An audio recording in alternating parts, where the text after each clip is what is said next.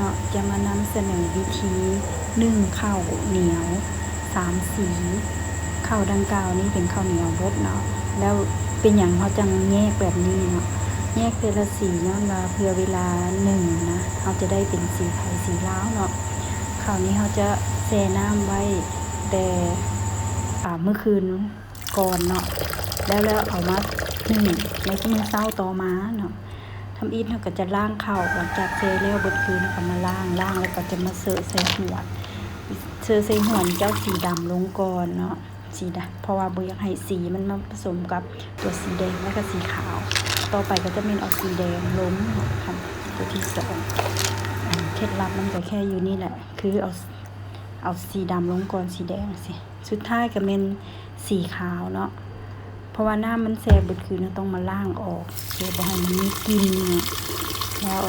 สีขาวนี่ก็เอาลงก็เสิร์ฟใส่หัวอีกสีขาวนี่หลังจากเราล้างแล้วเสิร์ฟใส่หัวเวลาเฮานึ่งนะ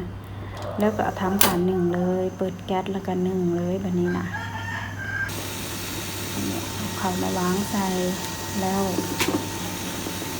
ฝาปิดเลยถ่าอีกประมาณ30นาทีเนาะแล้วเราก็มาปิ้นข้างสีดำขึ้นมาแล้วก็นึ่งไปต่ออีกประมาณ15นาทีแล้วก็เอามาเคลียร์เพราะจะเคลียร์อยู่ในหัวเลยเพราะว่าอยากเปลืองภาชนะหลายอันให้มันผสมกันที่เราจะสังเกตเห็นเป็นสีไผ่สีลาวเนาะสีแดงสีขาวสีดำนี่เพราะว่าถ้าว่าเราผสมกันเบิดมันจะเป็นสีเดียวกันนี่จะเห็นเป็นละสีเลยขอบใจหลายๆ